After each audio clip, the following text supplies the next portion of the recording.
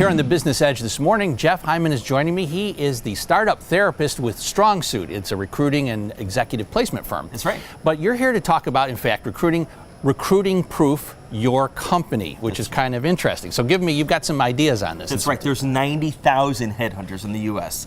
And the bad news is they probably have a phone call with your people today. So the question is, how do you headhunter proof your company? And there's different ways to go about it. One of the key ways, the first thing you want to do is to make sure that you're getting rid of your bottom performers. Now I know that sounds a little counterintuitive, but when you keep those bottom performers, your top performers actually begin to resent it because they're having to carry them, right? And so making sure that you only keep people that match your company's DNA is crucial. And that's kind of like what Jack Welch used to do with GE, right. The bottom 10%, out. Right, there's not necessarily a number, but obviously the more you keep, the more that cancer builds up over time. Okay, now number 2. Is to assign one executive to every one of your top performers. They are responsible for the love and the care and feeding of that individual. Make sure you understand their career aspirations. Make sure you understand their goals, their frustrations, and check in with them on a regular basis. It's very high touch, but yet it's a mentoring approach. That's right. And any time a top performer leaves, that executive should be held accountable. What happened? What did we miss? Make sure it doesn't happen again. Makes sense. All right, number 3. This is interesting because we've all, I think, been there, the bad micromanager. Right. Micromanagement is one of the key things that top performers complain about.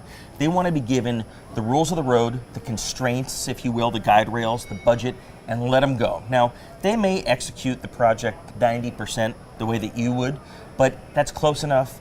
Take a step back, pick your battles, and let them get stuff done. You got to let people do what they do best. That's right. Otherwise, they'll leave and they'll vote with their feet. So, number 4, compensation. Right. You need to make sure your compensation is competitive.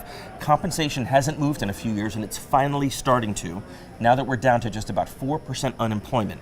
So we're entering hyper competition or hyper employment. And what that means is that in your city, you want to be benchmarking, checking your compensation against companies that you compete with.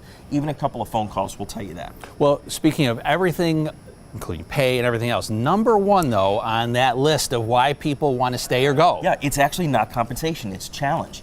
So the number 1 reason top performers leave is they're bored. So make sure that your rock stars are challenged, have meaningful assignments, give them stretch projects, the international jobs, the best clients to work on, whatever it is to keep them engaged and keep them challenged. Which makes sense. These all kind of roll up into that. That's right. So, Jeff, thank you so much. These are really useful tips. Thank you.